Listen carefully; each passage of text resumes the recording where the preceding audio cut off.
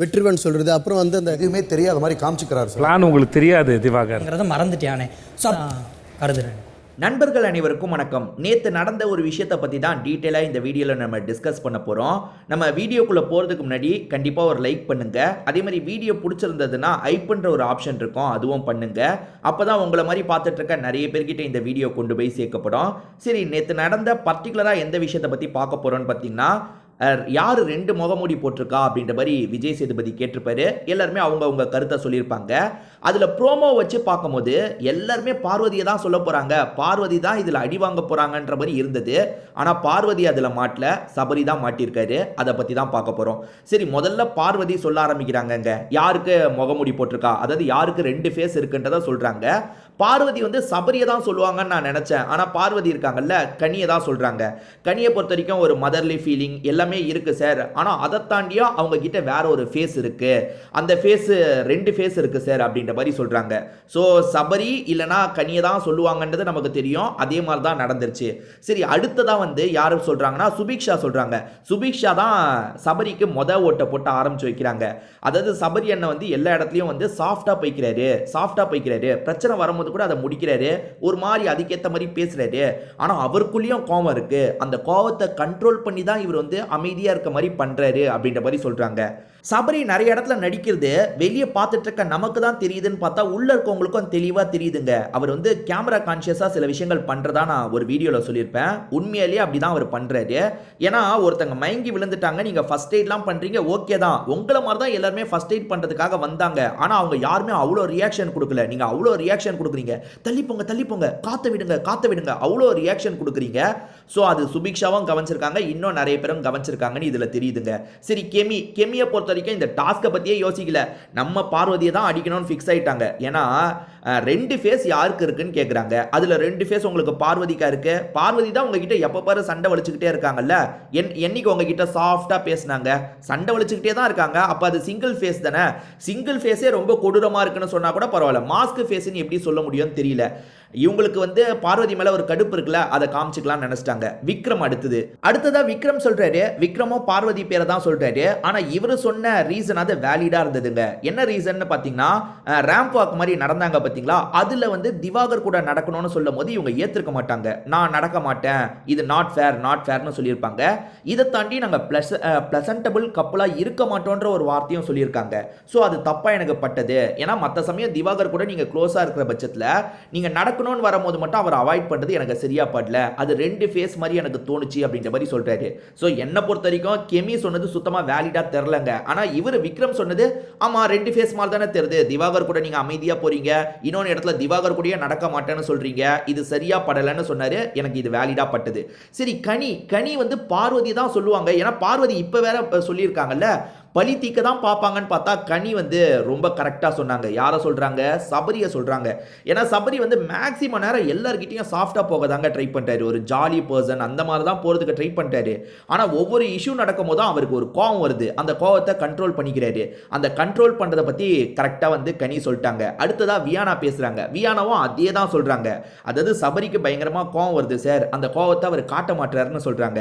எல்லாருமே ரொம்ப டீசெண்டாக சொல்கிறாங்க, அவர் நடிக்கிறாருன்றதை டீசெண்டாக சொல்லிட்டு இருக்காங்க.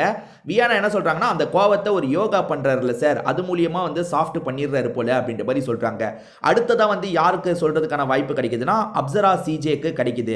அப்சரா சிஜேவை பொறுத்த வரைக்கும் ரம்யாவை பத்தி தான் சொல்றாங்க. ரம்யாவை பத்தி என்ன சொல்றாங்கன்னா, நான் நார்மலா இப்படி இல்லை, எனக்கு பயங்கரமா கோவம் வரும்னு அவங்களே சொல்லியிருக்காங்க சார். ஆனா இந்த இடத்துல அந்த கோவத்தெல்லாம் அவங்க கண்ட்ரோல் பண்ணி வச்சிருக்காங்க, அதனால அவங்களுக்கு டபுள் ஃபேஸ் இருக்குன்னு நான் நினைக்கிறேன்ற மாதிரி சொல்றாங்க. அதாவது அவங்க சொன்னதையே வச்சு அவங்கள இந்த இடத்துல சொல்லிட்டாங்க. ஸோ அடுத்ததா வந்து யாரு? ஆதிரையும் வந்து ரம்யா ஜோவை தான் சொல்றாங்க. அவங்களுக்கு வேற முகம் இருக்குன்னு நினைக்கிறேன் சார்.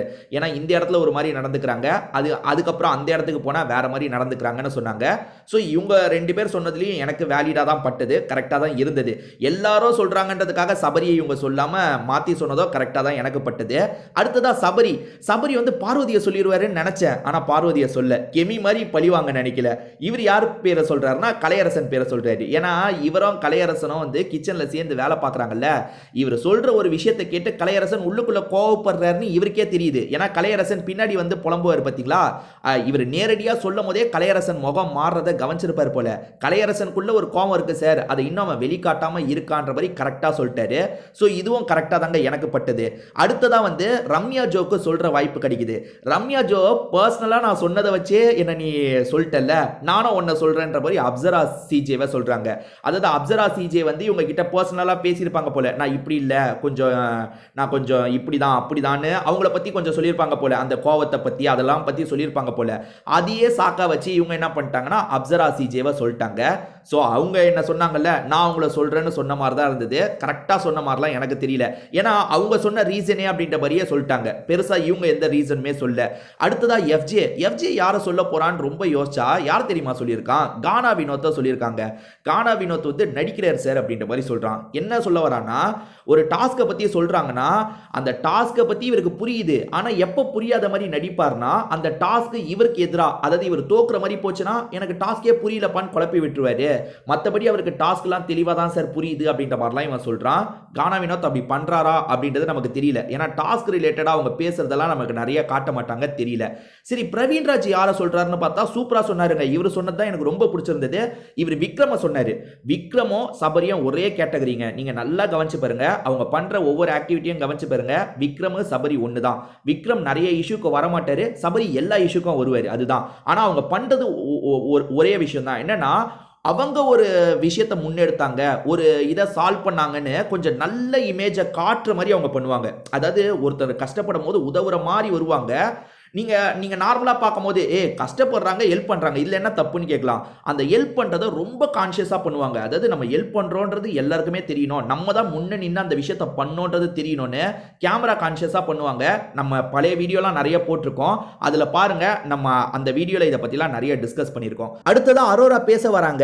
அரோரா நியாயமாக பார்த்தா ரம்யா ஜோவோட பேரை தான் சொல்லியிருக்கணும். ஏன்னா ரம்யா ஜோ அந்த இடத்துல ஒரு மாதிரி நடந்துக்கிறாங்க, வெளியே ஒரு மாதிரி நடந்துக்கிறாங்கன்னு இவங்களே சொன்னாங்க. ஆனால் இந்த இடத்துல ரம்யா ஜோவோட பேரை சொல்ல. ஏன்னா ரம்யா ஜோ போன வாட்டி சொல்லும் போதே ஒன்றும் தெரியாத பாப்பா போட்டாலாம் டாப்பான்ற மாதிரி ஒரு டைலாக்கை சொல்லிட்டாங்களா, ஆத்தி அவங்க கிட்ட திரும்பி வம்பு வளர்த்தா பிரச்சனைன்ட்டு ஈஸி டார்கெட்டாக சுபிக்ஷாவை செலக்ட் பண்ணிட்டாங்க.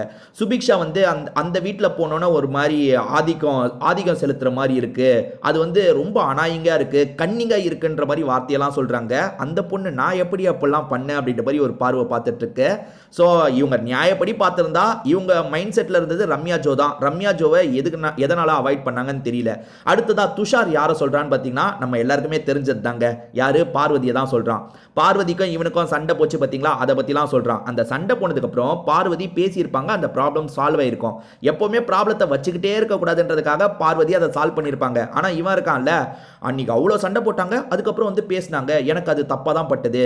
அதே மாதிரி அவங்க பேசும்போது என்ன 9th ஸ்டாண்டர்ட் பையன் அப்படி இப்படின்னு சொல்லிட்டாங்க சார். அதே மாதிரி லேபில் ரேட்லாம் வச்சுருப்பாங்கல்ல பரிசோதனைக்கு, அந்த மாதிரி என்னை யூஸ் பண்ணிட்டு இருக்காங்க சார், எனக்கு இதெல்லாம் சரியாகவே படல சார் அப்படின்ற மாதிரி இவன் என்ன பண்ணுறான், பார்வதியை எவ்வளோ இது பண்ண முடியுமோ பண்ணிட்டு இருக்கான். இது எல்லாத்தையும் விஜய் சேதுபதி பொறுமையாக கேட்டுட்டு இருந்தாரு. ஆனால் விஜய் சேதுபதி இதை வச்சு இவனை செம்மையாக அட்டாக் பண்ணாருங்க. அது என்னன்னா, மற்றவங்க நம்மளை எலியா பார்க்குறதும் புலியா பார்க்குறதும் நம்ம எப்படி நடந்துக்கிறோன்றதுல இருக்குன்ற மாதிரி சொல்றாரு. இவனுக்கு சட்டுன்னு இவர் என்ன சொல்ல வராரு, அப்போ நம்மளை தான் இவர் கிண்டல் பண்ணுறாரா, அது ஒன்றுமே புரியலங்க. திணறான், நிற்கிறான், உக்காடுறான். இவர் நம்மளை சொன்னாரா இல்லை பொதுவாக தான் சொன்னாரா, பயங்கரமாக யோசிச்சுட்டு இருந்தான். ஆனால் விஜய் சேதுபதி இவன் கேப்டன்சி லட்சணத்தை பற்றி தான் சொல்கிறாரு. நீ அப்சரா கூடயே சுற்றிட்டு இருக்க, நீ பிரோஜனமாக எதுவுமே பண்ணலன்னா எல்லாரும் உன்னை கேட்க தாண்டா செய்வாங்க, பிரோஜனமாக ஏதாவது பண்ணுன்றதை இன்டைரக்டாக அவனுக்கு சொல்லிட்டாரு. அவனுக்கு டைரக்டாக சொன்னாலே பாதி விஷயம் புரிய மாட்டேங்குது. விஜய் சேதுபதி இன்டைரக்டாக வேற சொல்லியிருக்காரு. இதுக்கப்புறம் வர வாரத்திலேயாவது ஒழுங்காக இருப்பானா இல்லை திரும்பியும் வந்து அந்த அரோரான்ற பொண்ணு கூட தான் சுற்றிட்டு இருப்பானா, இதெல்லாம் வர நாட்களில் தான் நம்ம பார்க்கணுங்க. இப்போ கூட யாருக்கு பக்கத்தில் உட்காந்துருக்கான் பாருங்களேன், எவ்வளோ பேருக்கு பக்கத்தில் உட்காரலாம், ஆனால் அரோராக்கு பக்கத்தில் தான் உட்காந்துருக்கான் பாருங்க. ஸோ விஜய் சேதுபதி இவனுக்கு ஒரு க்ளூ மாதிரி தந்திருக்காரு. பார்ப்போம் இந்த துஷார் புரிஞ்சுக்கிட்டு ஒழுங்காகிறானா இல்லை அதே மாதிரி தான் சுற்றிட்டு இருக்கானான்றது போக போக தெரிஞ்சிடும். கானா வினோத் இருக்கார்ல சார், அவன் சொன்னான்னு நான் சொல்ல சார், சார்னு ஆரம்பிக்கிறாரு. இது வந்து எப்படின்னா ஒரு டிஸ்க்ளைமர் போடுறது. சார் அவன் சொன்னதுக்காக நான் சொல்லன்னு இவர் ஆரம்பிக்கிறார்ல, விஜய் சேதுபதி தடுத்துட்டாரு. சார் அதெல்லாம் நீங்க சொல்லாதீங்க, அவர் சொன்னாரு சொல்ல, நீங்க என்ன சொல்றீங்கன்னு மட்டும் சொல்லுங்கன்ற மாதிரி கேட்கிறாரு. அதாவது எஃப்ஜே தான் வந்து கானா வினோத்தோட பேரை சொன்னான். என்ன சொன்னா, இந்த மாதிரி அவருக்கு சாதகமா வரும்போது புரிஞ்சுக்கிட்ட மாதிரி நடிப்பாரு, அவருக்கு எதிராக போகும்போது புரியலப்பா அப்படின்ற மாதிரி நடிப்பாரு. ஸோ அவருக்கு 2 ஃபேஸ் இருக்குன்ற மாதிரி சொன்னான்ல. இவர் என்ன சொல்றாருன்னா, சார் அவன் ரொம்ப ஹார்ஷா நடந்துக்கிறான் சார் அப்படின்ற மாதிரி சொல்றாரு. அதுக்கப்புறம் சில சமயம் வந்து அமைதியா போறான், பொருள்லாம் போட்டு உடைக்கிறான்ட்டு. இவர் அந்த டாஸ்கை பத்தி சொல்லுங்க. அவன் பொருள் உடைக்கிறானா தப்பு, அவன் ஓவரா பேசுறானா தப்பு, அவன் வெட்டிடுவான்னு சொன்னால அதெல்லாம் இவர் கொண்டு வராரு, அதெல்லாம் தப்பு தான். ஆனா 2 ஃபேஸ் இல்லையே, அவன் நல்லவன் மாதிரி எங்க காமிச்சான்? எல்லா இடத்துலயும் ரவுடித்தனம் தான் பண்ணிட்டு இருக்கான். அதனால அவன் நல்லவன் மாதிரி எனக்கு காமிச்ச மாதிரியே தெரியல. அதே மாதிரி எஃப்ஜேவை பத்தி பேசும்போது ஆதிரையை காட்டுறாங்க, கேமராமேனு உஷாரா இருக்காங்க. அதாவது எஃப்ஜேவை பத்தி பேசினா ஆதிரையை தான் காட்டணும்னு காட்டுறாங்க. வினோத் சொன்னது வேலிடா இல்ல, அவன் பிரச்சனை பண்றான், ஆனா டபுள் ஃபேஸ்னு இதை ஏத்துக்க முடியாதுங்க. அடுத்ததா திவாகருக்கு கலையை பத்தி நல்லா தெரியும்ல. இங்க எல்லாருமே கலை வீடியோவை பார்த்துருப்பாங்கனாலும் திவாகர் அளவுக்கு பார்த்துருக்க மாட்டாங்க. கலை என்னென்ன அளவுக்குலாம் பண்ணுவான், அதே மாதிரி பின்னாடி வந்து கலை எந்த அளவுக்கு பேசுறான்றதும் இவருக்கு தெரியும்ல. அதாவது வந்து பாயிண்ட் எல்லாம் வச்சு பேசுவான். சபரி இப்படி பண்றான், நான் இந்த விஷயத்த பண்ண மட்டும் கேட்கறான், ஆனா அவனே அந்த விஷயத்தை தான் பண்றான்ற மாதிரிலாம் கலை சொல்லுவார்ல. அதனால கலைக்கு பின்னாடி ஒரு முகம் இருக்குன்ற மாதிரி திவாகர் சொல்றாரு. ஆனா எதுவுமே அதை காமிச்சிக்க மாட்டான்னு சொல்றாரு. அதுக்கு விஜய் சேதுபதி இருக்கார்ல, திவாகர் உங்களுக்கு தெரியாது, கலை வந்து பின்னாடி நிறைய பூஜைலாம் பண்ணிட்டு இருக்கான்ற மாதிரி சொல்றாரு. அதாவது என்னன்னா, கலை இப்போ வரைக்கும் அவன் சொல்ல நினைக்கிற எல்லாத்தையும் சொல்லிட்டு தான் இருக்கான், என்ன பின்னாடி இருந்து பண்ணிட்டு இருக்கான்றத சொல்றாரு. இது கலைக்குமே நல்லா புரிஞ்சிருச்சு. ஓஹோ, சார் நம்ம கிட்ட நிறைய எதிர்பார்க்கிறாரு போல, நம்ம இன்னும் உள்ளுக்குள்ளேயே வச்சிருக்க கூடாது, அது மறைவாவே பேசிட்டு இருக்க கூடாது, தைரியமா பேசணும்னு கலையரசனுக்கு தெளிவா புரிஞ்சிருச்சு. ஒவ்வொருத்தரா சொல்லிக்கிட்டே வந்துட்டு இருக்காங்கல்ல, இப்ப கலையரசன் டேர்ன் வந்துருது. இந்த டேர்னை விடக்கூடாது, இதை விட்டுட்டோம்னா நமக்கு திரும்பி இந்த மாதிரி வாய்ப்பு கிடைக்காதுன்னு முடிவு பண்ணுவேன். சார் என்ன பொறுத்த வரைக்கும் சபரியை போட்டு பொழக்க ஆரம்பிச்சிட்டாங்க. எல்லாருமே சபரியை பத்தி கொஞ்சம் சாஃப்டா சொன்னாங்க. அதாவது சபரிக்கு வந்து வேற ஒரு முகம் இருக்கு, அதை காட்டாம இருக்காருன்னு. ஆனா இவன் எல்லாத்தையும் போட்டு உடச்சிட்டான். என்ன தெரியுமா, அதாவது வந்து அவர் வந்து என்ன வந்து கை வாஷ் பண்ணிட்டியான்னு செக் பண்றாரு, சமைக்க வருது முன்னாடி அது பண்ணாத இது பண்ணாத, கையை வாஷ் பண்ணிட்டியான்லாம் கேட்கறாரு. ஆனா அவரை பொறுத்த வரைக்கும் நடுவில் விசில் அடிச்சு சீரப் பண்ணுவாரு, எல்லாரையும் கூப்பிடுறதுக்கு விசில்லாம் அடிப்பாரு. விசில் அடிச்சா ஆப்வியஸா எச்சி படும்ல, அதுக்கப்புறம் அவர் வந்து அதை வாஷ் பண்ணாமே சமைக்கிறாரு, அது தப்பு தானே. அதே மாதிரி நான் சோஃபா மேல கால் போட்டு உட்காந்தா தப்புன்றாரு, ஆனா அவர் உட்கார்றது அவருக்கு தெரிய மாட்டேங்குது. ஸோ அவர் வந்து நெஜத்துல அப்படிதான் இருப்பாரோ, அதாவது நெஜத்துல நிறைய தப்பு பண்றாரோ, இங்க கான்சியஸா தப்பு பண்ணாம இருக்காரோன்ற மாதிரிலாம் எனக்கு தோணுது. அதனால அவருக்கு தான் 2 ஃபேஸ் இருக்குன்ற மாதிரி சொல்றாரு. சபரியோட முகம் மாறிடுச்சு, என்னடா இவ்வளவு கவனிச்சு வச்சிருக்கானா இவன்ட்டு. ஏன்னா சபரி அதை போற போக்கில் பண்ணியிருப்பாரு, அவன் வந்து வாஷ் பண்ணிட்டானான்னு கேட்டிருப்பாரு, இவர் மட்டும் சாதாரணமா பண்ணியிருப்பாரு, அதெல்லாம் போற போக்கில் பண்ணியிருப்பாரு. இவன் இவ்வளோ கவனிச்சு வச்சிருக்கானா, அட பாவமே அப்படின்ற மாதிரிலாம் சபரி முகத்தை அப்படிதான் வச்சிருந்தாரு. ஸோ சபரி இந்த இடத்துல தான் ரொம்ப வெளியான மாதிரி எனக்கு தெரிஞ்சதுங்க. ஏன்னா இவன் நிறைய பாயிண்ட்டை வச்சான். இவன் எப்பவுமே பார்வதி கிட்ட திவாகர் கிட்ட தான் இதை சொல்லுவான், வீட்டில் இருக்க மற்றவங்களுக்கு இதெல்லாம் தெரியாது. ஆனால் இதை விட நல்ல வாய்ப்பு கிடைக்காது, இந்த இடத்துலயே போட்டு உடச்சிடலான்ற மாதிரி எல்லா விஷயத்தையும் போட்டு உடச்சிட்டான். அடுத்ததா கமருதீன் யாரை சொல்லுவாருன்னு நமக்கு தெரிஞ்சிருக்கும். ஏன்னா கமருதீனுக்கு இப்போ ரம்யா ஜோ கூட தான் ஒரு வாய்க்கா தகராறு போயிட்டு இருக்கு. ஸோ அந்த விஷயத்தை தான் சொல்றாரு, அவங்க வந்து ஃபேக்கா இருக்காங்கன்ட்டு. அவங்க கிட்டயும் இதை தான் சொன்னாரு, நீங்க ஃபேக்கா இருக்க ரம்யா, நீ மொத்தமே ஃபேக்குன்னார்ல, அதே விஷயத்தை தான் இங்க சொல்றாரு. ரம்யாக்கு 2 ஃபேஸ் இருக்கு சார், இதுதான் காரணம் அப்படின்ற மாதிரிலாம் சொல்றாரு. ஸோ எல்லாருமே எல்லார பத்தியும் சொல்லிட்டு இருந்தாங்க. அதுல சிலர் வந்து இந்த டாஸ்க்குக்காக சொல்லல, அவங்களுக்கு யார் மேல வெஞ்சன்ஸ் இருக்கோ அவங்களுக்கு சொல்றாங்க. இப்ப நியாயமா பார்த்தா கனி வந்து பார்வதி பேரை சொல்லியிருக்கலாம்ல, பார்வதி நம்மள சொல்லிட்டா பதிலுக்கு நம்மளும் பழி வாங்குறதுக்கு சொல்லணும்னு. கனி அப்படி சொல்ல பாருங்க, கனி வந்து சபரி பேரை சொல்றாங்க. சபரி இத்தனைக்கும் க்ளோஸ், ஆனா அவர் பேரை சொல்றாங்க. அதாவது டாஸ்க்ல என்ன சொல்ல வராங்கன்னு புரிஞ்சுட்டு சொல்லணும். அதை விட்டுட்டு சிலர் அவங்களோட பர்சனல் வெஞ்சன்ஸ் எல்லாம் வச்சு சொன்னாங்க, அது கரெக்டா படல. குறிப்பா அரோரா வந்து ரம்யா ஜோவோட பேரை தான் சொல்லியிருக்கணும். ஏன்னா ரம்யா ஜோ தான் நீங்க டபுள் ஃபேஸ் இருக்கிறதா நினைக்கிறீங்க, நிறைய இடத்துல நீங்க அதை தானே சொன்னீங்க. ஆனா இந்த இடத்துல வந்து மாத்தி பேசுறது எனக்கு சரியா படலங்க. ப்ரோமோ வச்சு பார்க்கும்போது பார்வதியை தான் இந்த டாஸ்கை வச்சு பொழந்து கட்டிட்டாங்கன்னு நினைச்சா அப்படிலாம் இல்லை. ஏன்னா பார்வதி பேரை 3 பேர் சொல்லியிருக்காங்க. துஷார் சொல்லியிருக்கான், அதுக்கப்புறம் யார் சொல்லியிருக்கா, என்னங்க சட்டேன பார்வதி பேரை யார் சொன்னாங்கன்னு கூட வரல. சரி, பார்வதிக்கு 3 ஓட்டு வந்திருக்கு, ரம்யா ஜோக்கு 3 ஓட்டு வந்திருக்கு, ஆனா சபரிக்கு 4 ஓட்டு வந்திருக்கு. சபரி என்னதான் கேமரா கான்சியஸா நிறைய விஷயங்கள் பண்ணாலும் சரி, ஒரு பக்கம் சபரி வந்து ஒழுங்கா கேம் விளையாடுறாருங்க, எல்லா டாஸ்கையும் சின்சியரா பண்றாரு, எந்த விஷயம் வந்தாலும் சரி சின்சியரா பண்றாரு. என்னன்னா அவர் நல்லா பண்றத நம்ம நல்லா பண்ணோன்றதை பதிய பதிய வைக்கணுன்றதுக்காக சில விஷயங்கள் பண்றாரு, அதுதான் ஃபேக்கா இருக்கு. இப்போ உதாரணத்துக்கு வந்து அவர் ஒரு இடத்துல ஹெல்ப் பண்றாருன்னு வச்சுக்கோங்களேன், ஹெல்ப் பண்றது நல்ல விஷயம் தான். ஆனா நான் தான் ஹெல்ப் பண்ணேன், நான் தான் சமாதானப்படுத்தினேன்றதை ரொம்ப காட்டணும்னு நினைக்கிறாரு. அது கொஞ்சம் ஃபேக்கா இருக்கு. என்னை பொறுத்த வரைக்கும் எனக்கு அப்படிதான் தோணுது.